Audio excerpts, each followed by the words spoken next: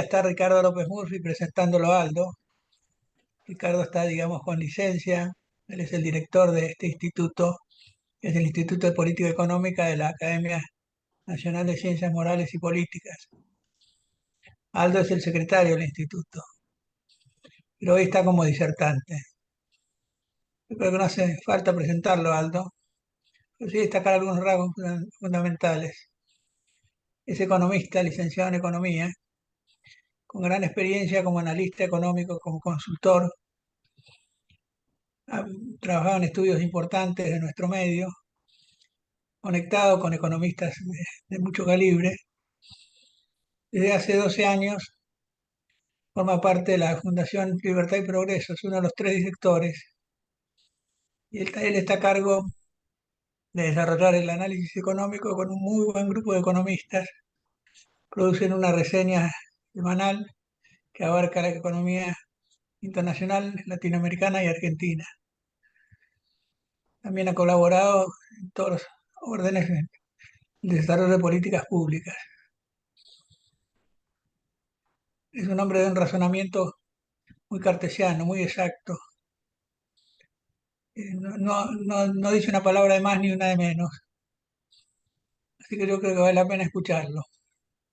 Aldo, Bueno, muchísimas gracias por la presentación.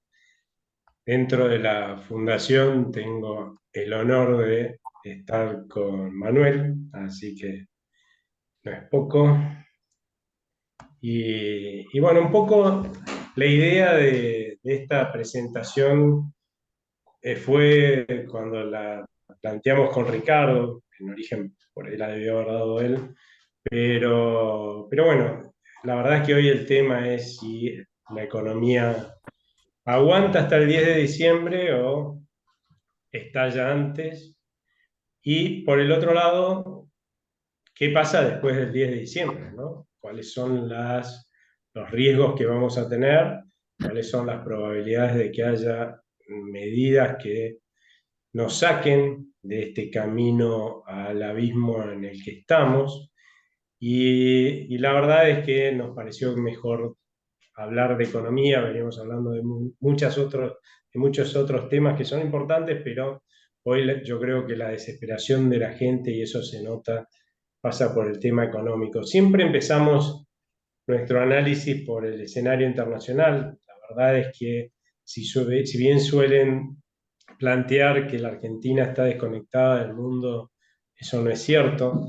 Nada en el mundo, ningún país está desconectado del mundo. Estará más o menos conectado, pero alguna influencia de lo que pasa afuera, la verdad es que tienen todos los países. En nuestro caso, por ejemplo, haber ayudado el mundo a que la recuperación post pandemia para la Argentina fuera fenomenal, porque no solamente se planteó esa recuperación porque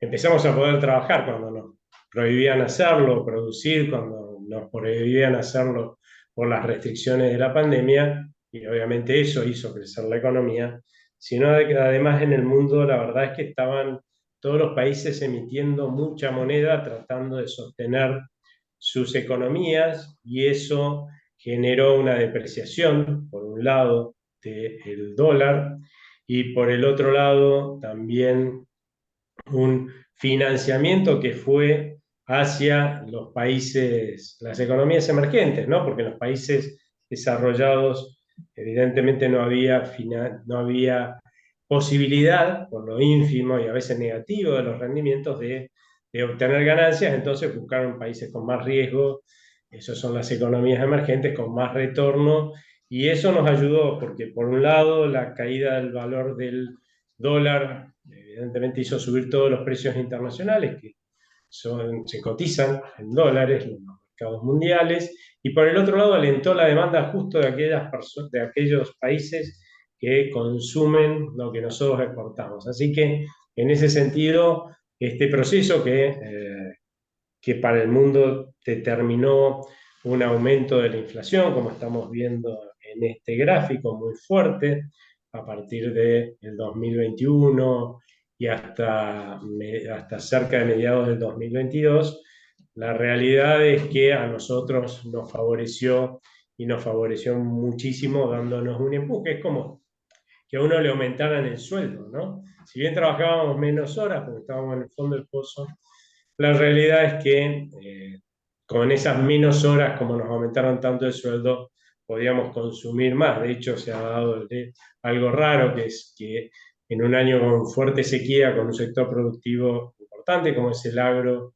cayéndose el año pasado, tuvimos una recuperación de la economía, siguió recuperándose y en parte fue justamente por esto, porque había mucho más para gastar y el crecimiento de otros sectores compensó, y más que compensó, lo que es la caída del sector agropecuario, ¿no? A esto también ayudó que nos dieron los 4.500 millones de dólares el año pasado el Fondo Monetario, más otros 2.000 millones de dólares que nos dieron otros organismos, y por supuesto no los despilfarramos todos como corresponde, para sostener el nivel de actividad y aumentar el ritmo de recuperación. Y bueno, eso generó esta fuerte recuperación en el mundo. Pero, claro, al principio decían que esto no iba a generar inflación, esta enorme emisión en los países desarrollados. La realidad es que la emisión genera inflación en todos los países. Lo que pasa es que, bueno, en los países desarrollados la gente confía en su moneda y las macanas no son tan grandes como las que hacemos acá en nuestro país. En definitiva, algo que debieron haber empezado a hacer ya durante 2021, superada la pandemia, lo empezaron a hacer a principios de 2022, que es tratar de corregir esta expansión monetaria para hacer bajar la inflación, ¿no?, en estas regiones y países importantes. Eso tiene un impacto, digamos, al contrario, digamos, sobre nuestra economía, ¿no? De golpe estamos teniendo que la tasa de interés de, por ejemplo, la Reserva Federal empieza a subir con el afán de justamente sacar esos dólares que están de más en la economía para que se corrija, para que vayan a la baja los precios, descienda la inflación. Y si esto implica una apreciación del dólar, como está pasando, bueno, los precios internacionales van a bajar, cosas que están sucediendo, después lo vamos a ver, y lamentablemente eso va a significar una menor disponibilidad de liquidez de crédito en el mundo como para financiar a las economías emergentes, ¿no? Con menor liquidez empiezan a ser más selectivos los inversores, así que los que más pierden en términos de financiamiento son las economías emergentes. Así que todo esto, haciendo la apreciación del dólar, unidad de medida, y por el otro lado, el menor financiamiento de quienes compran nuestros productos, está impactando fuerte desde mediados del año pasado en los precios de nuestros commodities. Mucho más fuerte, digamos, mucho más fuerte que en otros, por ejemplo, los bienes que importamos, a la inversa de lo que estaba pasando antes, ¿no? Que subían los nuestros mucho más de lo que subían lo que estábamos importando los argentinos. Hacia adelante esto pareciera que va a continuar. Yo creo que por lo menos la Reserva Federal va a tener que aumentar un cuarto de punto o medio punto más la tasa de interés para terminar de llevar la inflación a niveles razonables para ellos, ¿no es cierto? Estos niveles de inflación para nosotros serían más que deseables y una tentación, pero bueno, llevarlos a niveles que estén por debajo del 3%, incluso del 2%, que es la meta que tiene la Reserva Federal. En otros países, la verdad que los ajustes que deberían hacerse son mayores en términos de la liquidez, como en el caso de la eurozona, pero bueno, lo estoy dando como un ejemplo de lo que está pasando en el mundo y que obviamente tiene un impacto fuerte en los precios de aquellas cosas que nosotros vendemos. Este es justamente un índice que muestra, ¿no?, lo que estábamos hablando, ¿no? Y si tenemos semejante caída de los precios, porque encima es un índice que hace el Banco Central y que va a seguir bajando y que pondera encima nuestros commodities, o sea que es el impacto real sobre nuestras exportaciones de commodities, claramente no se va a mantener algo que ha sido lo que yo creo que ha ayudado a sostener a este gobierno, fuera de todas las críticas que se le han hecho al campo, ¿no? Desde la actual administración. Este es el gobierno que más liquidación de exportaciones del agro ha recibido. Aquí tienen las distintas administraciones de este siglo, pusimos de las del 2000, ¿sí? Y fíjense que la del gobierno actual, que es la celeste de acá arriba, está bien por arriba de las anteriores administraciones, ¿no? Estamos casi en 101.000 millones que le han liquidado al actual gobierno. Y aún así, eh, evidentemente han estado perdiendo reservas y eso claramente tiene que ver con el cepo. Este cepo que se implementó a partir de que el gobierno de Cambiemos perdiera en las PASO y se generara una fuerte fuga de capitales. Y ahora, si con todo esto nos iba mal, imagínense ahora que vamos a ver caer nuestras exportaciones a lo largo de este año. No solamente porque tuvimos la sequía, que esa es la excusa del gobierno, sino también porque hay un fuerte desincentivo al aumento de las exportaciones con un tipo de cambio atrasado, como el que determina justamente el dólar artificial que fija el cepo, también por la cantidad de medidas que complotan contra la eficiencia de nuestra economía, sino además porque los precios internacionales nos van a seguir siendo desfavorables hacia adelante. Entonces, si cuando nos llovían los dólares, acuérdense que el año pasado tuvimos récord de entrada de divisas por exportaciones, y además tuvimos más de 6.000 millones de dólares extras sobre los vencimientos de organismos internacionales. Estamos donde estamos, imagínense ahora que se supone, después lo vamos a ver, nos van a dar menos recursos. Eso yo creo que se va a corregir con la renegociación con el fondo, pero se supone que vamos a recibir menos recursos de organismos internacionales y encima las exportaciones van a bajar. Estamos en un pequeño gran problema hacia adelante. De hecho, formalmente nuestro Banco Central está quebrado, absolutamente quebrado. Hoy eh, se están usando divisas que no son propias, incluso por debajo. Es bastante normal que se usen por ahí los encajes en dólares de los bancos para no tener que vender las reservas de oro, ¿no? Eso ya es el último recurso disponible, o prendarlas, que también es otra forma de hacerse de las divisas. Como todo eso tiene costo, entrar y salir de una venta de oro o pedir un crédito contra el oro, lo que hacen, como han hecho ya este Banco Central nuestro que tenemos, es muchas veces usar como financiamiento los encajes en dólares. Pero hoy claramente estamos usando más encajes en dólares que los que tenemos de oro. La realidad es que parte de esto se debe a que hemos estado pagándole al Fondo Monetario Internacional en términos netos más de 2.900 millones de dólares. Eso es un poco el reclamo que le está llevando en este momento el gobierno al fondo, como para que se renegocie el acuerdo, no solamente en términos de metas, sino también en términos de darnos más recursos para fortalecer las reservas, ¿no? En términos de lo que es el cumplimiento de las metas, el Fondo Monetario lo que establece es que si nosotros pagamos en términos netos al Fondo Monetario su deuda, eso hay que corregirlo para medirlo contra la meta del fondo, sumándolo, ¿no?, a este 1.200 negativo, y por eso, para el cumplimiento de las metas, hoy nuestras reservas netas son 1.700 millones, que es un número que también pueden llegar a leer en los medios, pero eso es porque se corrige para lograr la meta. Pero hoy estamos en reservas netas negativas, ¿no?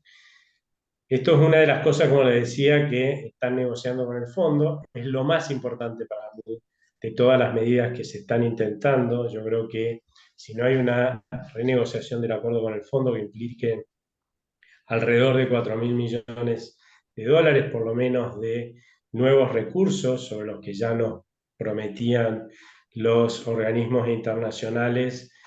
Va a ser muy difícil evitar un estallido de la economía, ¿no? Así que este es un tema muy relevante hacia adelante. Espero que si nos dan esos 4.000 millones de dólares, también venga acompañado de una, una batería de controles, por ejemplo, tener una misión permanente en la Argentina que controle que estos recursos vayan a cumplir con su fin, que es fortalecer justamente al Banco Central, que está absolutamente quebrado, como le dije hace un rato, y no a gastarse en las elecciones que se aproximan, ¿no? Porque si no vamos a estar al final de la película muchísimo peor que hoy. Con respecto al dólar agro, la verdad es que ha sido un fracaso, ¿no? Hasta ahora, dólar agro que pretendía que se le liquidara más de 7.000 millones de dólares al Banco Central, lo cual era lógico que pasara, que fuera un fracaso. Imagínense que con el dólar soja 1 y 2 hubo un incentivo al achicarse la brecha, porque subía el tipo de cambio oficial que le pagaban a los productores de soja. Surgió un incentivo a pasarse de dólar silo, que es como normalmente ahorran los productores en el campo, ¿no? Con eso ahorrando en silos, ante una perspectiva de baja de los precios internacionales. Será claramente conveniente al disminuir este costo de pasarse de silo a dólar verde de verdad, ¿sí? Que lo hicieran y lo usaran, incluso esta liquidación implicara una disminución de ese ahorro que tenían en oleaginosas y determinaran incluso un aumento de las exportaciones durante el año pasado. En este año los productores entraron con lo que necesitaban para sobrevivir, ahorrado en esos hilos, más lo que necesitaban para invertir en siembra o invertir en una cosecha, ¿sí? Pero no con mucho más, o sea, y encima con sequía, claramente no es que pudieron ahorrar más en silo, lo único que lograban con este esquema era lo que lograron también en el año pasado, ¿no? Adelantar liquidación de este año, de divisas de containers que salían, o de grano que salía este año al año 2022, con la diferencia de que esta vez, la verdad, lo único que lograban era taparse, por decirlo de alguna forma, un poco más cubrirse para cumplir las metas de reservas en el segundo trimestre, destapando el segundo semestre, porque cuando salgan los embarques de soja y de otros productos que se liquidaron en este mes de mayo, termina este proceso para lo que es la soja, sigue para los otros productos que no creo que vayan a ser tan relevantes a la hora de la liquidación. Claramente en el segundo semestre esas divisas van a faltar. O sea, es un pan para hoy, hambre para mañana, que nos va a salir carísimo, porque estamos pagando, le va a salir carísimo al Banco Central. En realidad todos los argentinos, todo lo que implique quiebra del Banco Central, lo vamos a pagar todos los argentinos de una u otra forma, pero bueno, va a salirnos carísimo este adelantar liquidación de divisas que de todas formas iban a entrar en el segundo semestre. El resto de los sectores no tienen la capacidad que han entrado dentro de este dólar agro de ahorrar en productos. Imagínense que nadie va a ahorrar en manzanas pagando el costo digamos, del congelador o la heladera que necesitan para estoquearlo, así que ahí difícilmente esto signifique más aumento de exportaciones, y si las hay es porque se pasó de producir o vender en el mercado doméstico para vender afuera. Por eso la preocupación para que entren en precios justos estos productores que acceden al dólar agro para que no suban los precios, que sería lo que pasaría si redirigen la producción del mercado doméstico al exterior. Yo creo que lo que va a terminar pasando es que los precios van a subir igual, y lo que va a haber es desabastecimiento también, ¿no? A la larga, por este dólar agro. Pero no va a haber más exportaciones, muchas más exportaciones por ese lado. Así que esto, la verdad, fue un dólar algo que, agro o algo, digo, cualquier cosa que no va a tener el impacto y se está notando que tuvieron las dos versiones anteriores, ¿sí? Y a esto se suman las actuales medidas, ¿no? Las que hemos visto en los últimos días. La suba de tasas de interés, creo que están cometiendo el mismo error que cometieron con la anterior suba de tasas de interés, como para tratar de generar mejores expectativas con lo que estaba pasando, por lo que estaba pasando durante abril, que subieron 6 puntos porcentuales, después tuvieron que salir a subir 10, o sea, realmente con 6 puntos porcentuales. 6 puntos porcentuales no iban a lograr que la gente mantuviera más pesos en su bolsillo o en los depósitos, no iban a aumentar la demanda de pesos, así que tuvieron que salir y aumentarlo mucho más. Esto es como cuando uno está corriendo una maratón, una carrera, y vas atrás del líder, que quiere ganar, por supuesto, y ves que el tipo acelera y vos solamente aceleras un poquitito, te va a sacar más ventaja y después va a tener que correr mucho más rápido para poder alcanzarlo. Bueno, eso es un poco lo que le pasó al Banco Central con aquella suba de 6 puntos porcentuales. Claramente no hubiera sido necesario subir 16 puntos porcentuales si hubieran subido más en la primera ocasión, ¿no? Pero bueno, son los costos de aplicar una política mal, ¿no? Una mala política encima, pero bueno, era la única que ellos en términos de su ideología podían aplicar. Bueno, encima la aplicaron mal y nos va a salir muchísimo más caro, y creo que lo mismo está pasando y va a pasar con esta última suba de tasas que han planteado, ¿no? Esto va a implicar encima un enorme costo en términos de lo que es la acumulación de deuda remunerada dentro del Banco Central, porque lo paga fundamentalmente el Banco Central, y el otro que también va a venir complicado es el Tesoro. Pero en el corto plazo, ¿qué es lo que logra? Por un lado, la suba de tasa de interés se logra colocando más deuda, o sea, que el Banco Central tome más deuda en el mercado. Obviamente eso sale fundamentalmente de los bancos, disminuyendo lo que queda de crédito para el sector privado, y de esa forma tomar recursos para financiar al gobierno sin tener que invertir y emitir tanto como venía emitiendo hasta ahora. O sea que algún impacto sobre la inflación va a tener. De todas formas, creo que va a ser muchísimo menor que lo que se podía esperar, porque la suba de tasas, a mi juicio, fue menor a la que debió haber generado para poder ganarle al maratonista este que es la inflación, ¿no? Por el otro lado, si no hay tanta inflación, o sea, tanta depreciación en definitiva del peso, también es cierto que el atraso cambiario se modera y eso también colabora con las reservas del Banco Central. Y después tenemos un montón de medidas que son, como les dije hace un rato, y las vemos acá, que son contradictorias, algunas hacia administrar el tipo de cambio, que no quedó claro qué significa, o sea, la verdad, implica una menor suba del tipo de cambio mayorista, evidentemente sí, probablemente tenga algún impacto ese atraso cambiario en moderar la inflación en el corto plazo, no en el largo, pero sí en el corto, pero por otro lado le va a complicar muchísimo el tema de la acumulación de reservas.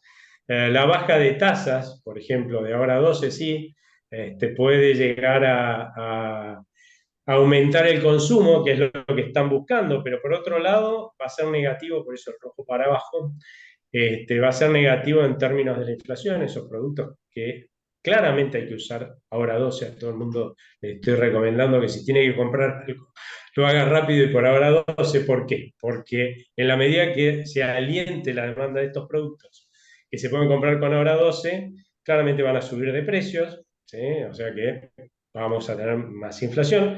Y por el otro lado, la gran pregunta es, ¿esos productos, sea cual sea, aunque se fabrique acá adentro, implica sí o sí un aumento de las importaciones? Porque seguro que tienen insumos. ¿De dónde van a salir esos insumos? Así que con el tiempo hasta desabastecimiento vamos a tener seguramente en esos productos. Claramente esto va en contra de la necesidad de acumular reservas. Lo mismo que la apertura de importaciones, ¿no? Que como decía Ricardo hace un rato, el impacto va a ser mínimo, pero además no hay reservas para poder, no hay dólares para poder incentivarlas. Claramente nosotros estamos de acuerdo con abrir todas las importaciones, pero no en un esquema como el CEPO, que lo que hace es justamente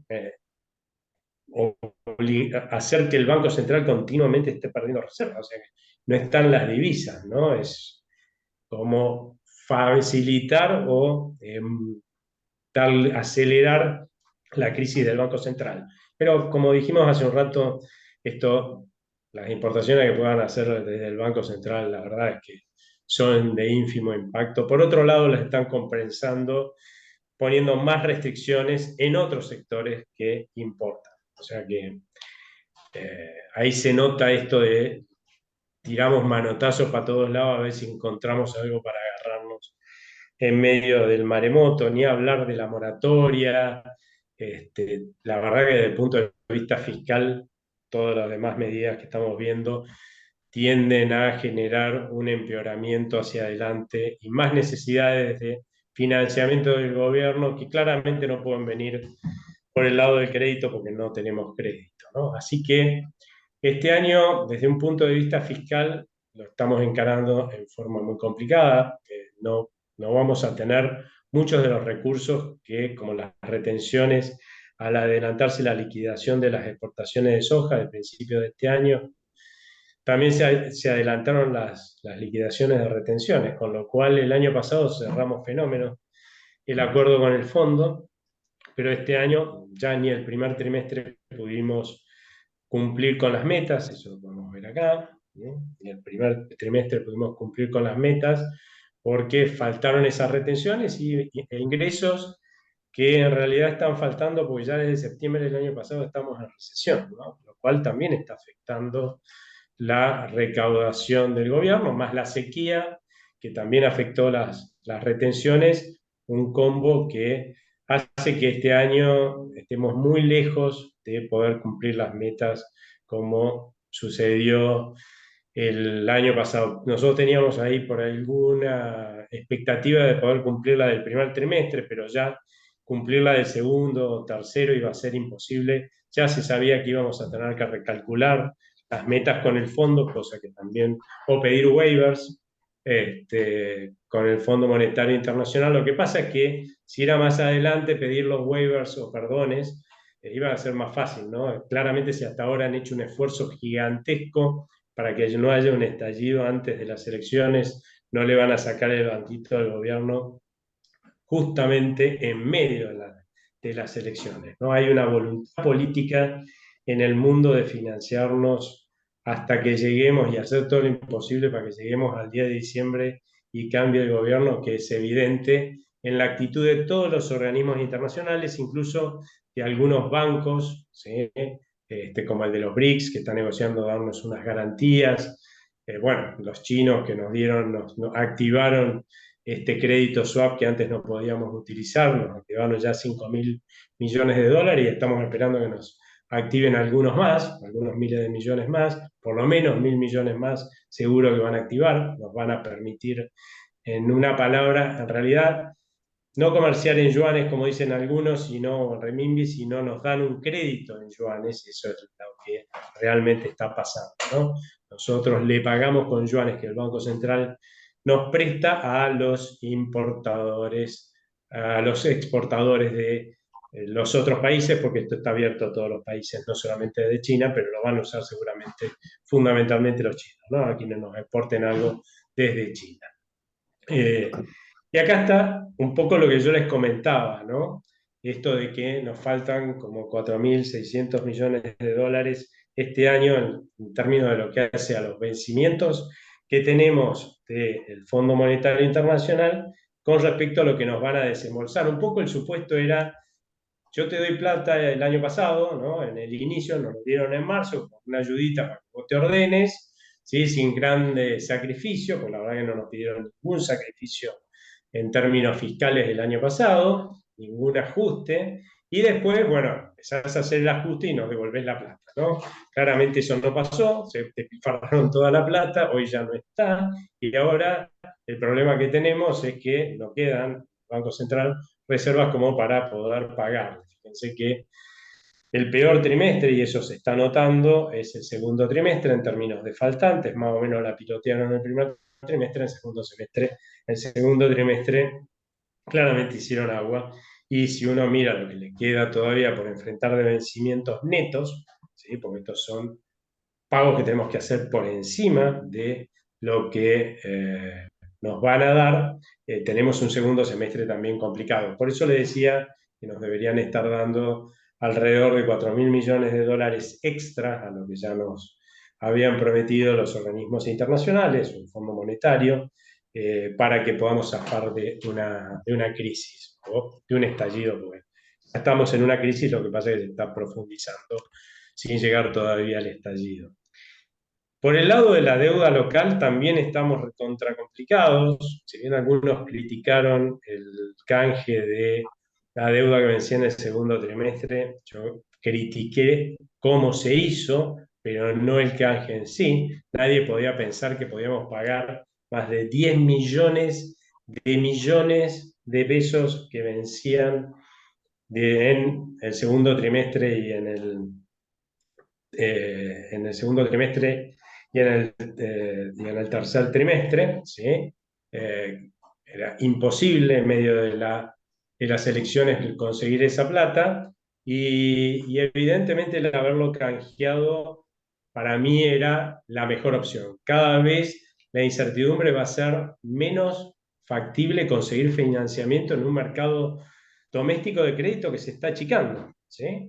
Y obviamente yo, si hubiera sido, lo hubiera hecho distinto, pero si yo hubiera estado en el Ministerio de Economía, lo que hubiera hecho es canjear toda la deuda, ¿no? Porque ahora tenemos 8 millones de millones, porque parte se renovó de lo del segundo trimestre, se refinanció, y obviamente nadie quiere prestarnos más largo, por decirlo de alguna forma, y que ahora tenemos acumulado 8 millones de pesos de deuda que van a vencer en el tercer trimestre. Va a ser muy complicada la refinanciación de esta deuda, ¿no?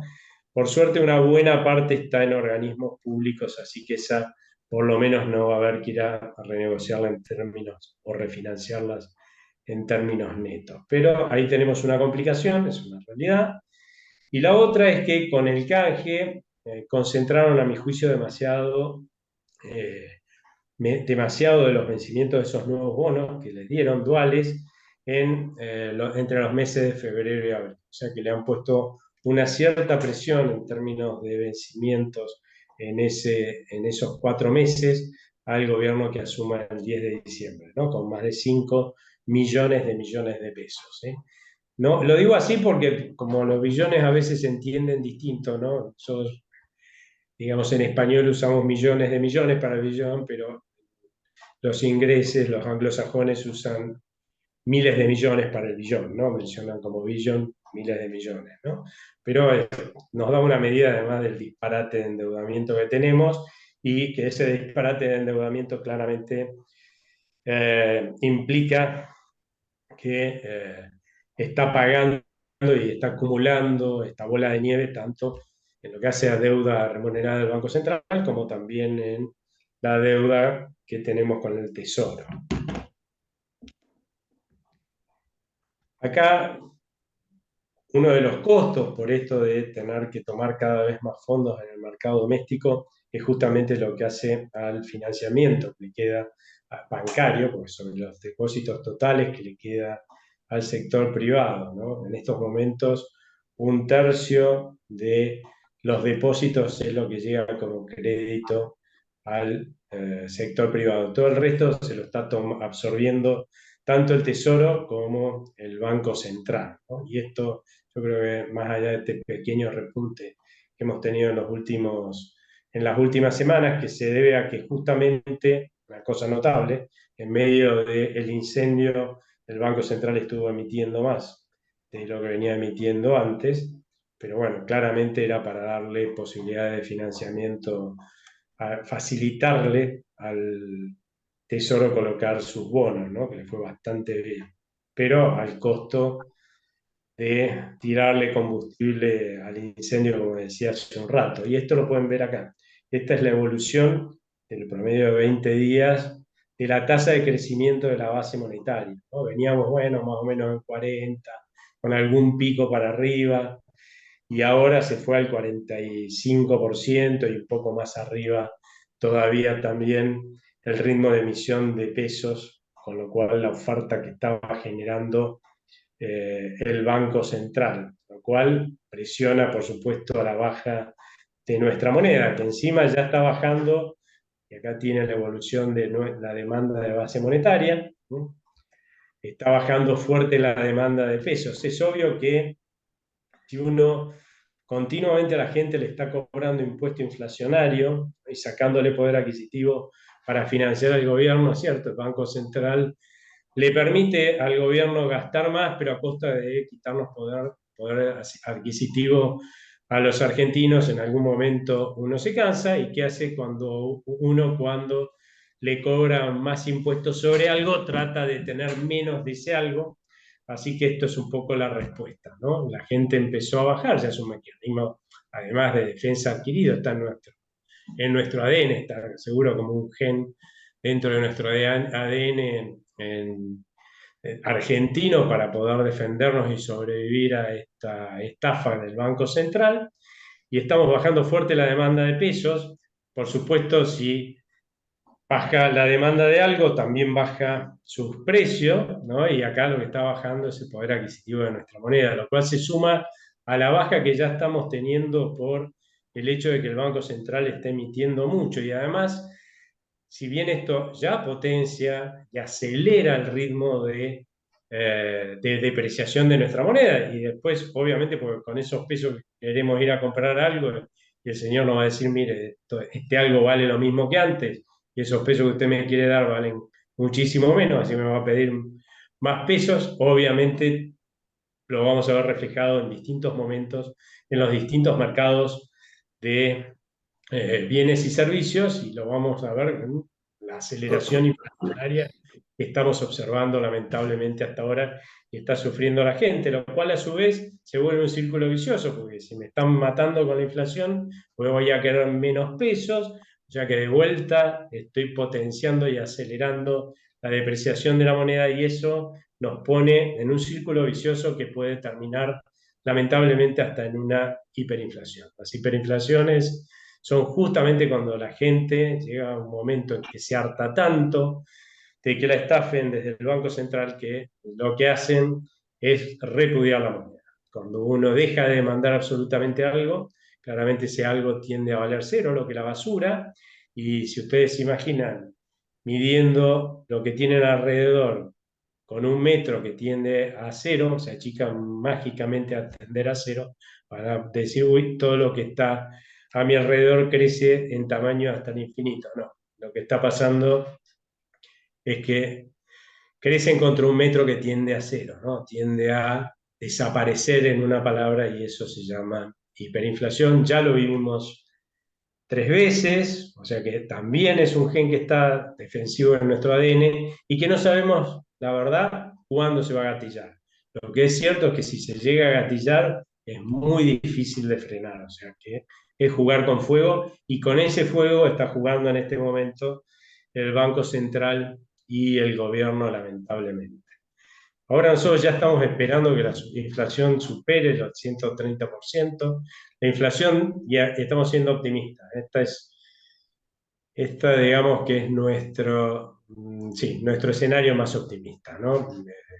Porque estamos viendo que ya para mayo tenemos un piso de 8,6% de inflación, dadas las mediciones que tenemos del primer semestre, y eso haciendo un supuesto optimista, que es que la segunda quincena de mayo tiende a parecerse a la segunda quincena de marzo, que todavía las cosas estaban tranquilas, o medianamente tranquilas, relativamente, acá hay que hablar todo en términos de relativamente, en este país, comparado con la segunda quincena de abril. Si fuera más parecida a la segunda quincena de abril, claramente por ahí no va a tener un 3 como quería Sergio Massa la inflación en el mes de mayo, pero por ahí tiene un 1, lo cual no va a ser para festejar, porque va a ser de más de 10% la inflación en el mes de mayo, ¿sí? Así que nos deja muy mal parado para los próximos meses también. Si llegamos a ver niveles de inflación con un 6 adelante, ya creo que el gobierno debería festejar. Probablemente la mayoría de lo que veamos hacia adelante sean 7 más que 6. Por otro lado, tenemos otro problema, que es el de la deuda remunerada, como les contaba, que está acumulando el Banco Central. Hoy equivale a 2 veces y media la cantidad de pesos que hay en el mercado, la base monetaria. La mala noticia es que, como les contaba hace un rato, esto devenga una tasa de interés que se va sumando en la necesidad de refinanciar esa deuda remunerada, pero además casi podría decir que menos mal que no se cumplió la expectativa, porque si no sería mucho mayor el costo del gobierno de más de 7.000 millones de dólares de ingreso de dólar soja, porque como no pueden emitir para comprar todos esos dólares soja, y además un precio mucho mayor al que es del tipo de cambio oficial, ¿no? Al cual tienen que vender muchas de esas divisas que compran al dólar agro. Claramente acá iba a haber que o emitir más, ¿sí?, para financiar esto desde el Banco Central, o la otra alternativa era por estos 500.000 millones que va a salir si compran netos 5.000 millones, o la otra alternativa es sumar más deuda remunerada del Banco Central, ¿no? Y toda esta bola, porque acá ya hemos metido estos 500.000 millones, ¿no? Como no pueden emitir más, claramente gran parte va a ser absorbida por la deuda remunerada, ¿no? Van a comprarlo usando deuda remunerada del Banco Central de estas divisas. Lo que estamos observando hacia adelante es que el acumulado de intereses ya está en 12 millones de millones en un año vista, si vamos acumulando esa deuda, ¿no? Recapitalizando, por decirlo de alguna forma, o capitalizando ese endeudamiento, serían 12 millones de pesos, así que acá tenemos un problema gigante para el próximo gobierno. También hicimos otros ejercicios, uno, por ejemplo, bueno, y si dejamos en 248% la relación deuda remunerada con respecto a la base monetaria, ¿qué es lo que pasaría? Pues lo que pasaría es que habría que emitir en esta línea que vemos acá, o sea, ya no solamente no estaríamos más como veníamos hasta de 2021 esta parte, entre 40 y 50% de ritmo de variación de nuestra base monetaria, sino que empezaríamos a pasarlo, ya estaríamos arriba del 50% y podríamos llegar al 80%, lo cual le da una idea que esto es imposible porque estamos hablando de desencadenar una hiperinflación. Así que va a estar entre una combinatoria de esto, ¿sí? Y acá de vuelta, solamente estamos hablando de pagar al fondo, digamos, pagar lo que cuesta este dólar agro, ¿sí?, y pagar los intereses del Banco Central, no de financiar al gobierno, o sea, eso habría que sumarlo.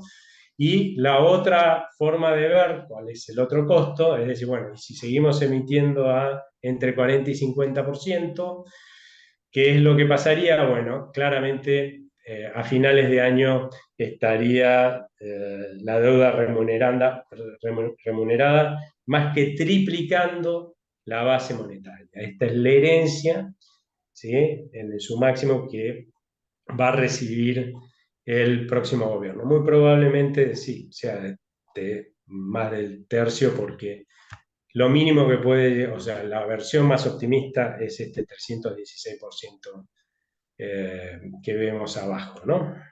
Así que seguro que va a ser de más de 3 veces y muy probablemente más cerca del 340, que es la versión pesimista. Y así llegamos a donde estamos, ¿no? ¿Qué es lo que nos faltaría? Es pensar, bueno, para dónde va el nivel de actividad, ya estamos viendo para dónde va la inflación, para dónde va el nivel de reservas, o sea, va muy mal, y nos queda ver para dónde va el nivel de actividad, con la confianza en el gobierno destruyéndose y obviamente también la confianza en el consumidor. Olvídense de que acá haya una expectativa de recuperación de la economía. De hecho, desde septiembre que se acabaron los dólares, tanto de los buenos precios internacionales como los dólares que nos daban los organismos internacionales. Estamos en una recesión que se tiene que profundizar, porque claramente con más incertidumbre la gente ahorra y obviamente ahorra para moneda extranjera, o sea, financiando la economía, reduciendo, por supuesto, la inversión y el consumo. Además, vuelve parte de sus ahorros en activos domésticos, lo vuelve dólares y eso también desfinancia la demanda interna hacia adelante. A eso súmenle las restricciones que vamos a tener en forma creciente para comprar insumos, ¿no? Nuestra producción va a estar cada vez más afectada por esta escasez de insumos. La verdad, hacia adelante tenemos un problema serio con el nivel de actividad. Y otra cosa que tampoco ayuda es claramente que la percepción de riesgo en el mundo con respecto a la Argentina es también notablemente creciente, ¿no? Así que nosotros lo que pensamos es que de piso nomás, durante este año el nivel de actividad en promedio se va a quedar 3%, seguramente va a estar más en el 6% si medimos entre puntas, o sea, fuerte caída del nivel de actividad. Si se va a recuperar el nivel de actividad, recién lo vemos para mediados del año que viene, y si es que el próximo gobierno encara las medidas adecuadas y urgentemente, ¿no? Como para sacar la economía adelante. Y bueno, recién ahí tendríamos un proceso de recuperación que creo que igual en promedio va a dar negativo el nivel de actividad el año que viene, probablemente más de 3%, porque va a quedar muy abajo el punto de salida del nivel de actividad, porque se va a estar recuperando, va a caer fuerte este año, va a seguir cayéndose un poco el año que viene, así que va a tener que crecer mucho para salir de ese fondo del pozo en el que estamos y pasar el promedio de este año. Así que, pero sí soy optimista en términos de lo que pueda llegar a pasar a partir de 2025, sobre todo si el gobierno hace lo que tiene que hacer, que entre paréntesis es lo que propone Libertad y Progreso, y paso el chivo, Manuel, ¿sí? Y para lo cual hemos estado trabajando desde hace un año y medio con todos los equipos económicos de la oposición para que entiendan no solamente cuál es el diagnóstico correcto, que ya la gran mayoría lo tenía clarísimo, sino también cuál es el tratamiento correcto y más que nada, que eso ya, la verdad es que ha cambiado en los últimos tiempos, pero no había en ese sentido un consenso, la necesidad de que se apliquen inmediatamente las reformas estructurales más urgentes, porque si tenemos la suerte, porque ya casi casi le diría que tenemos que tener suerte, yo creo que la vamos a tener, pero pues nos van a ayudar del mundo y eso va a permitir que lleguemos a este equipo médico de terapia intensiva que se le está muriendo, este enfermo terminal llegue a pasárselo al próximo gobierno, pero lo va a recibir al borde de la muerte, ¿no? Con lo cual, si no lo atiende inmediatamente, lo que va a pasar es que se le va a morir a ellos. Le hace estallido de la economía, le hace hiperinflación, le hace más un empobrecimiento generalizado de los argentinos, pero sobre todo yo creo más del 70% de los argentinos abajo de la línea de pobreza, ¿no? Lamentablemente esto ya lo vivimos, sabemos cómo termina, ¿no? Y a partir de ahí, bueno, les dejo un tiempo, así podemos charlar, ¿no? Todos sobre esta presentación, cómo lo ven ustedes, que también es un poco la idea, si tienen alguna duda sobre lo que dije, quieren mayor explicación, acá estoy disponible. Pueden levantar la manito, hablar. Excelente, Aldo, excelente, muy preciso, muy contundente. Muchas gracias, Ricardo. Una reflexión y una pregunta. La confianza del gobierno está en caída y caída a pique. Si uno extrapola lo que hemos visto en esta media hora de exposición de Aldo, caminamos hacia la hiperinflación. Ahora bien, la economía funciona sobre la confianza presente y la futura, sobre todo la futura si está cerca.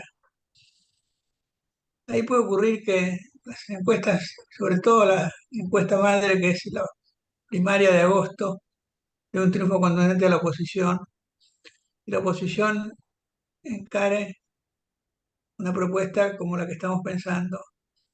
Y en ese sentido, yo tengo que decir que las reuniones que hemos tenido con los equipos técnicos de Cambiemos han sido muy favorables. Vemos mucha decisión y vemos un buen diagnóstico y un conjunto de propuestas estructurales bien planteadas.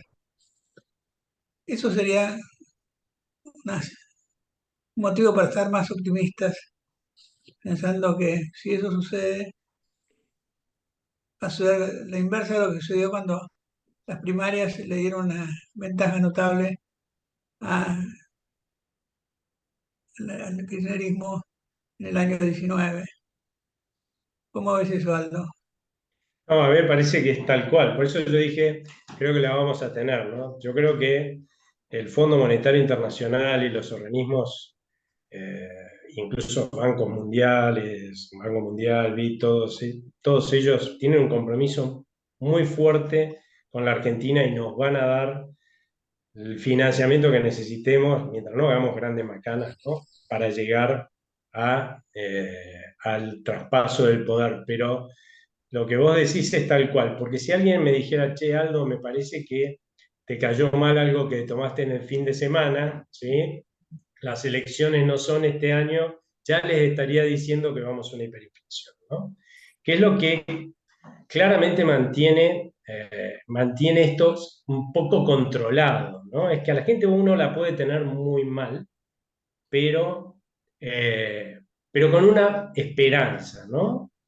Y esa esperanza es justamente el cambio de gobierno. Por eso es que yo nosotros en la fundación estamos convencidos, a diferencia de lo que plantean algunos colegas, que si en las PASO al gobierno le va muy mal, falta de gobernabilidad, bla, bla, qué sé yo, ¿no? La verdad que si las PASO, cuanto peor le vaya al gobierno, creo que mejor nos va a ir a todos, porque claramente va a implicar que va a haber un gobierno que quiere hacer las cosas que hay que hacer, ¿sí? Que además va a tener que renegociar con el Fondo Monetario Internacional el acuerdo de facilidades extendidas, y claramente el fondo le va a decir, mira, yo te voy a dar incluso más plata todavía, ¿sí? Pero pone la lista acá y el cronograma de cómo va a hacer las cosas que hay que hacer para que no volvamos a quedar colgados del pincel.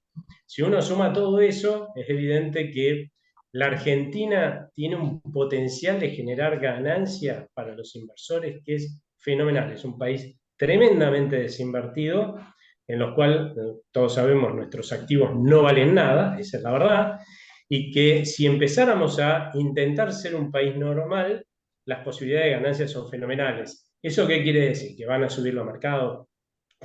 La verdad que podría llegar a pasar, pero por lo menos sabemos que por seguro que mientras muchos por ahí se van a estar yendo, por la incertidumbre preelectoral, va a haber algunos que van a estar con más ganas de apostar por la Argentina, y eso claramente sirve de sostén, digamos, de moderador de la crisis, ¿no? O sea que vamos a tener un factor ahí moderador de la crisis, tanto por el lado de los inversores, ¿no? Moderando la fuga de capitales, como por el lado de la gente que va a tener una esperanza de cambio hacia adelante, y no de continuidad de algo que es evidente que se está yendo al diablo, ¿no es cierto? O sea, claramente esa es la señal que uno debería esperar para alimentar esa esperanza de la gente hacia adelante, ¿no? Que le vaya mal al gobierno. Cuanto peor le vaya, creo que va a ser mejor señal todavía. Y esto se prueba, yo creo, por la inversa. Hacia mediados de 2001 yo le decía a quienes me quisieran escuchar en aquel momento, ¿sí? Que el gobierno de la Rúa no llegaba a fin de año. Y no llegaba a fin de año, a mi juicio, porque a la gente se la podía tener muy mal, pero no sin una esperanza. Y la verdad es que nadie tenía esperanza o confianza en el gobierno de la Rúa ya a esa altura. O sea, era decir, o sea, estoy muy mal y voy a estar cada vez peor por 2 años y medio. O sea, es imposible sostener a la gente en esa situación, o mantener a la gente en una situación como esa. O sea, y terminó sucediendo que lamentablemente el gobierno no llegó a finales de año, ¿no? Acá creo que funciona a la inversa, ¿no? Y eso nos va a jugar a favor. Sí, Matías. Hola Aldo, ¿cómo estás? Bueno, muchísimas gracias y buenísima la presentación. Eh, Tres preguntas cortitas, a ver si tuvieras el dato en la cabeza y si no, después me lo podrás compartir. ¿Cómo fue la involución del PBI per cápita, digamos, en los últimos 10 años, que se suele decir que ha bajado cerca de un 10%? ¿Tienen sacado ese dato, Aldo? Sí, pero la verdad que no, no me acuerdo el Ok, número. Sí, sí, no, porque no. El tema es porque se ha dicho que se mantiene más o menos estamos igual que hace 10 años, pero por habitante bajó no, no, y hay que por el ver si, incremento. y al cálculo además hay que hacerlo deflactándolo. Un dólar de hoy no compra lo mismo que un dólar de hace 10 o 20 Exacto, años, ¿no?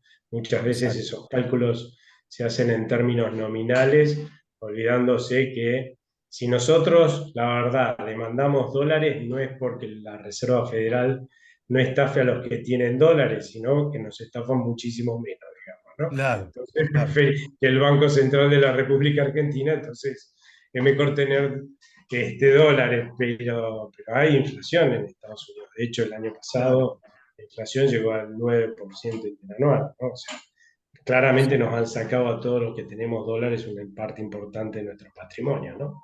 Totalmente. No, es porque generalmente, viste, es como que mediáticamente, comunicacionalmente se menciona, bueno, estamos en la misma niveles digamos, que hace 10 años, no hemos crecido, pero en realidad es que hemos decrecido, ¿no? De crecer. Tomándolo por habitante, ¿no? Totalmente. Después, el último número que tenés de gasto público contra el PBI, más o menos de cuánto es, Aldo. Hoy debe estar más o menos en 43%, porque Ok. alguna baja hemos tenido, ¿sí? Ok, bajó de Sí, 45 aproximadamente, era. exactamente. Debe Ok, estar. Me pasa que es difícil saberlo porque antes, hasta el anterior gobierno, teníamos buenas cifras que se habían recuperado, porque durante el kirchnerismo también se perdieron, por decirlo así, cifras de las provincias y los municipios, ¿no? Durante el anterior gobierno de Cambiemos recuperamos cierta mecánica de aportar, digamos, cómo le está yendo a las provincias. No, a los municipios eso nunca logramos que se recuperara, pero sí a las provincias, pero ahora el lag de tiempo con el que viene la información es muy largo. Así que pero yo estimo que debe estar en alrededor del 43%. perfecto. Y partimos en el 2002 del 20, ¿de cuánto era? Más o menos del 21, ¿cuánto era? 22%. 22%. Perfecto. Prácticamente duplicado. Sí. Y después el otro, ¿tienen algún dato de evasión impositiva? Porque siempre se menciona el tema de tomar como dato el de la OIT de la evasión, la informalidad laboral, que es el 47% aproximadamente. Pero mucha gente que tiene la gente, muchas empresas que tienen la gente en blanco, bien pueden evadir, digamos, y vender sin factura, con lo cual nunca hay un dato cierto digamos, fidedigno, oficial entre comillas, de la evasión. ¿Conoces alguno, manejás alguno, Aldo, de eso? No, Porque que yo sepa no, no es lo hay. que la verdad es que son todas estimaciones que uno trata de hacer mirando otros indicadores Sí, como vos dijiste hace un rato, pero digamos, de la economía negra es muy difícil sí, poder saber algo, ¿no? Por algo es negra, ¿no? Si no, sí. hace rato que tendrían a la FIP en la Bueno, nuca. sí, los de la UIA mandaron ese cuadro que a mí me Es pareció que verdad. tenía mucho impacto, ese del estudio que comparan presión fiscal general donde en el denominador tenemos los bienes y servicios de la economía formal a informal, ¿no es así? Y ahí hasta aparecíamos que nosotros con el 29 en el 10º puesto entre los 30 países. Pero en el otro cuadro, en el de la economía formal, ahí rompíamos el termómetro y aparecíamos número Es 1 decir, con porque más del tendrías 50%. por lo menos que dividirla por 0,6, ¿no? Exactamente, exactamente. Entonces ahí Entonces, daba claramente 50, incrementa muchísimo. 50.7 y aparecíamos en el puesto número 1 por encima de Brasil, por encima de Colombia, por encima de Francia, etc. Pero, ¿qué aplicaron para hacer eso? La economía, el índice de informalidad laboral de la OIT. Y yo digo, pero Claro. esto es muy conservador, ¿viste? Porque debe ser superior, incluso Lo que a pasa es la que si no tenés ningún dato, ¿sí? Tenés que sacar algo, yo los entiendo. oficial. Tenés que sacar algo, tenés que buscar más o menos algo oficial como respaldo, porque si no Eh, lo que va a hacer el gobierno es salir a pegarte por todos lados diciendo, bueno, yo te digo que el 10% es solamente en blanco y podemos multiplicar por 10 la presión tributaria. exacto, ¿Entendés? exacto. Y última pregunta, Aldo, ¿cómo ves vos el tema de bajar los impuestos y la curva del Laffer? ¿Se podría llegar a dar que se reducen los impuestos y se aumenta la recaudación, Aldo, o vos lo ves muy riesgoso tomar la decisión de bajar los impuestos al inicio? Porque hay estas dos vertientes, los que dicen hay que bajarlo porque eso va a generar un pase de la gente de la informalidad a la formalidad y hasta la recaudación puede llegar a aumentar, y hay otros que dicen no, eso es demasiado arriesgado, no nos lo van a permitir los del FMI. Consecuentemente, primero bajar la inflación y después hablemos del tema tributario. A ver, yo te lo pongo así. Si vos tenés un país que va a llegar con 5 o 6 puntos porcentuales solamente en el sector público nacional de déficit total, ¿cómo haces para bajar los impuestos? No, ¿Con qué te vas a financiar? Porque eso de que vos bajás los impuestos y automáticamente sube la recaudación es una ficción. Es cierto que con el tiempo sube la recaudación. Eso es para países que tienen crédito. De hecho, sí, lo que te puedo decir de todo, hemos estado hablando con todos los equipos técnicos de la oposición, no solamente con los de Juntos por el Cambio, también con los que no están en Juntos por el Cambio, incluso también hemos estado colaborando con el equipo de Lieral, ¿no? Lo que es Melconian, ¿no? Y ninguno está hablando de bajar siquiera las retenciones, al principio. Están tratando de ver cómo sacan los números para bajar el gasto de tal forma de no tener que aumentar impuestos, ¿no? Porque saben que eso tendría un costo político y además un costo sobre el ánimo de los votantes fenomenal. Si estamos todo el tiempo diciendo que no hay que subir los impuestos y vamos y los subimos, evidentemente nos estamos metiendo un gol en contra fenomenal. Así que los cálculos que se están haciendo, te puedo asegurar que son finísimos en este momento, suponiendo además licuaciones, porque va a haber, ¿no? Una realidad es que la salida del cepo va a implicar una suba del tipo de cambio, a mi juicio no va a estar en menos de por ahí 60% o más, ¿sí? O sea, algo se va a licuar el gasto, ¿no? Al principio la inflación no va a bajar, va a haber que subir las tarifas de servicios públicos. En todos los equipos están pautando eso y ver cómo hacen para darle alguna ayuda a aquellos que puedan llegar a tener un problema.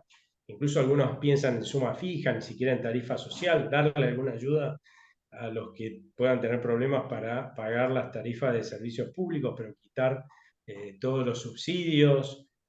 O sea, va a haber, digamos, licuaciones fuertes, va a haber quita de tarifas de servicios públicos, van a bajar las inversiones del sector público, un instrumento que siempre se usa, pero de ahí a lograr que tengamos equilibrio fiscal en términos del total de los gastos sumados adentro los intereses, olvídense, ¿no? O sea, no va a pasar. En líneas generales, todos los equipos están pensando en ver cómo hacen para llegar a acercarse al equilibrio, ¿no? Okay. La curva de pero más Laffer, allá, 0,3, 0,5 y por la ahí curva de Laffer podrás se puede hacerlo dar en en un caso. 2025. La Claro. pregunta de Matías creo que tiene sentido. La curva de Laffer se da, yo creo que concretamente en uno o dos casos. Uno de ellos es el impuesto a los bienes personales. Si incluimos los impuestos asociados a ese impuesto, la aparición del impuesto al patrimonio, que carga dos veces sobre patrimonios que se han construido con ganancias que pagaron impuestos, ha determinado que mucha gente huya del ámbito de la FIP. Entonces no paga ni ese ni impuesto a las ganancias donde está su nueva residencia fiscal. De manera que ahí hay un impacto, porque hay impuestos asociados que se dejan de pagar directamente. La curva de Laffer es muy difícil de determinar. Yo creo que puede existir en algunos impuestos cuando el gobierno se ha empeñado en hacerlos más progresivos y más gravosos. Yo no, Pero no sí, es recuerdo. cierto que no es inmediato, ese es un tema para un país sin crédito, ¿no? O sea, no sé, están muy complicados, porque claramente no ven un inicio en esto.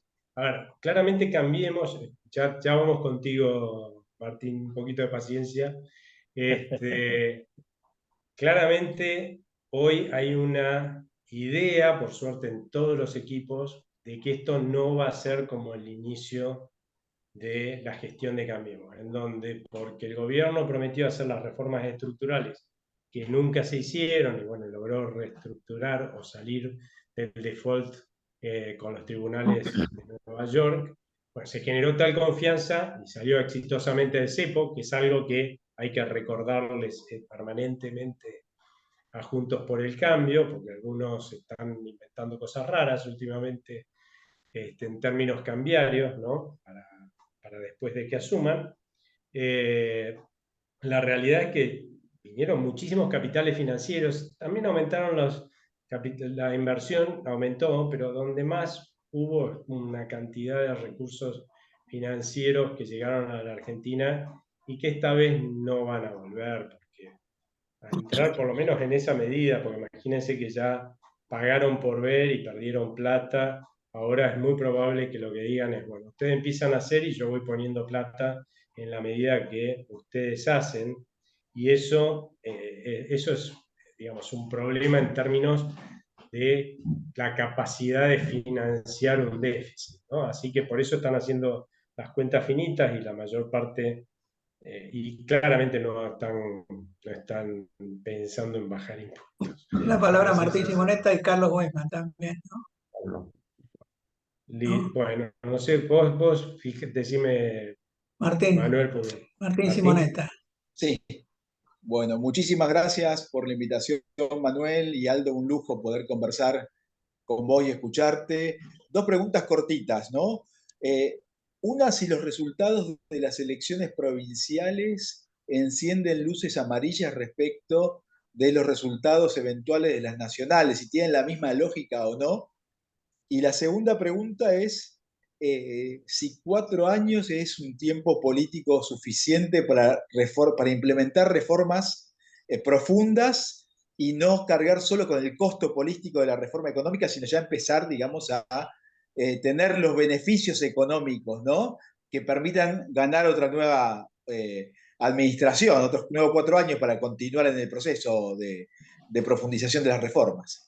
Y a mí me parece que políticamente los resultados, siempre obviamente va a salir el que gane a decir, bueno, este es mi pollo, el que ganó, ¿no? Eso me da más posibilidades de ganar a mí.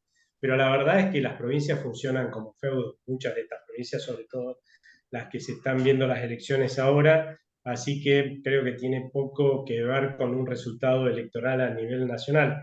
Y no es casualidad que se hayan desacoplado justamente de lo que pase a nivel nacional, porque lo que están previendo es que van a perder por paliza. Entonces, imagínate ir en la misma boleta que un tipo que pierde por paliza. Por más que sea Gardel en tu provincia, por ahí ganar, pero no con la cantidad de votos que podrías haber ganado yendo solo, ¿no? Así que ahí es una realidad. Es cierto que puede llegar a servir, por ejemplo, que sucede que tengas una victoria contundente de la oposición en una provincia importante, ¿no?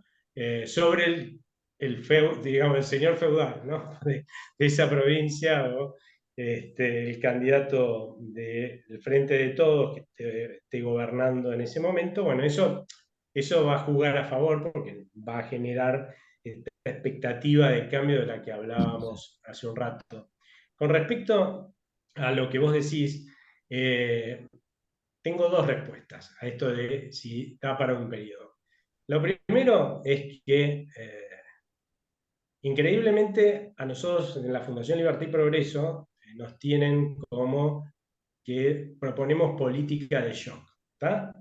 Pero en el excelente trabajo, no me lo voy a adjudicar porque lo hizo Manuel, claramente, de propuestas de libertad y progreso que tenemos, si ustedes la ven, algunas cosas se pueden hacer rápidamente, pero otras lleva tiempo. O sea, reformar el Estado va a llevar como 2 años en nuestra propuesta. O sea, ¿y eso qué es? ¿Ser gradualista? Y no, no es ser gradualista, sino es que somos seres humanos, no tenemos una varita mágica y no podemos hacer las cosas de un día para el otro, así de fácil, ¿cierto? Todos los que queremos hacer algo vamos paso por paso. Si queremos ir hacia un lugar, vamos caminando paso por paso, ¿no es cierto? Podremos intentar correr, pero que vamos a tener que recorrer ese lugar, porque no vamos a poder aparecer mágicamente en el otro lugar, es para ir, vamos a tener que ir caminando, corriendo, como sea.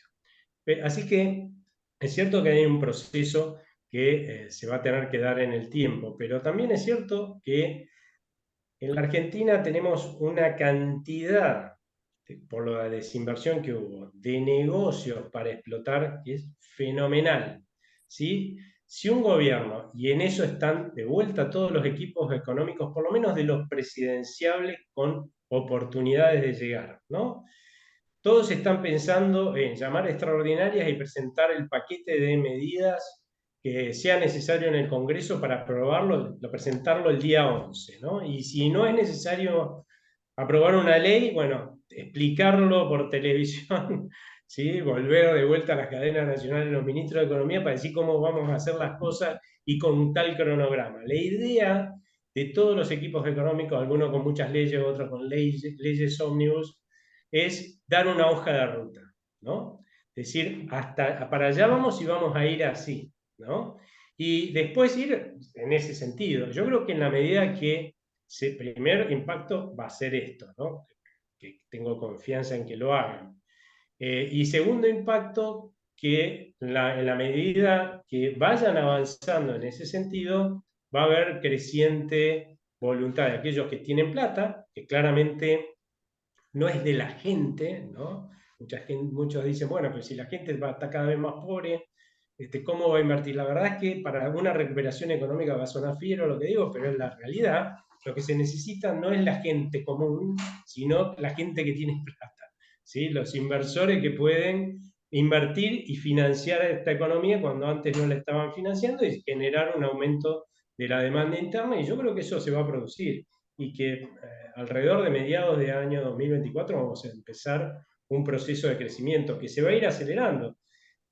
Estoy seguro que el crecimiento va a ser de más del 5% en 2025 y creo que aún más todavía del 6% en los años siguientes. Y ese incremento del bienestar genera esperanza, ¿no? Y si vos ves que continúa, genera esperanza. Eso es lo que te hace ganar elecciones. Eso es lo que no entendió Cambiemos en su momento, ¿sí?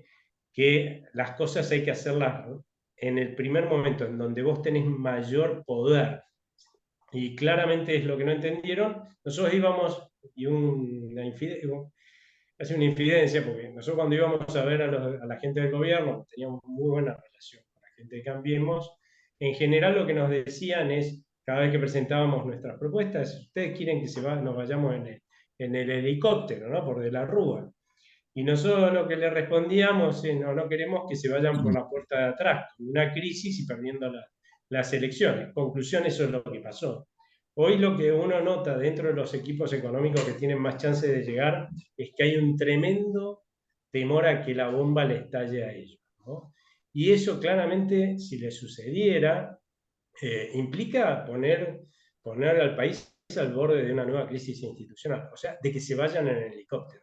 Hoy el temor nos juega a favor, en aquel momento nos jugaba en contra, pero ahora el temor nos juega a favor, porque hay que tener en cuenta que para hacer todas estas reformas estructurales va a haber que enfrentar un montón de corporaciones que ya están recontra instaladas en Argentina, ¿no? La corporación política que hace plata parasitando semejante Estado, la corporación empresaria, que también tenemos, que parasitan este Estado, las cofradías profesionales que se aprovechan de las más de 67.000 regulaciones para tener un montón de laburo tratando de resolver o gestionar o auditar lo que manda el gobierno que se tenga que hacer, los sindicatos, ¿no?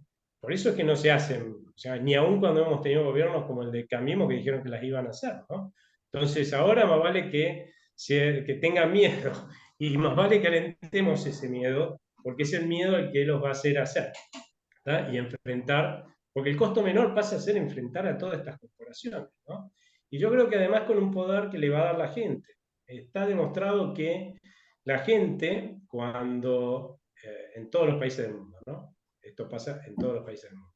Cuando la gente vota a un presidente y ese presidente asume, no solamente los que votaron a ese presidente confían, depositan su esperanza, su confianza en ese presidente, sino que lo hace una buena parte también de la gente que no lo votó. ¿Por qué? Porque este tipo va a gobernar 4 años, más vale que tenga algo de esperanza en que algo va a ser bien, ¿cierto? Son 4 años. Así que hay una parte del electorado que no lo vota, que lo apoya. Si estás en medio de una crisis, es mayor. Cuanto peor está el país, más gente necesita creerlo, ¿no? De esperanza vive el hombre, entonces depositan la esperanza en ese nuevo gobierno. Lo que sí hubo que hacer entender a por ahí algunos equipos económicos, o algunos dentro de los equipos económicos, es que esto es cierto, ¿sí? Vamos a llegar muy mal, o sea que va a ser más cierto todavía, que le van a dar un capital al nuevo presidente en términos de esperanza para que use, pero en Estados Unidos cuando un presidente gana, el capital se lo dan en dólares, ¿no? En Estados Unidos, en Europa quiero decir, se lo dan en euros. Acá cuando gane el próximo presidente se lo van a dar en pesos con una inflación que va a estar arriba del 130%. Así que más vale que lo use rápido, ¿no? Porque si no se le va a diluir entre los dedos y van a terminar yéndose en helicóptero. Yo creo que si no hacen lo que tienen que hacer, lamentablemente se van a ir en el helicóptero y vamos a volver a tener una frustración que va a ser muy difícil resolver hacia adelante. Así que creo que todos deberíamos tener un compromiso en la medida de nuestras posibilidades a cuanto personaje que ande dando vuelta por ahí, que se pretenda candidatear a presidente o a ministro de Economía o a presidente del Banco Central, transmitirle esta preocupación, porque es una preocupación que todos deberíamos tener, ¿sí?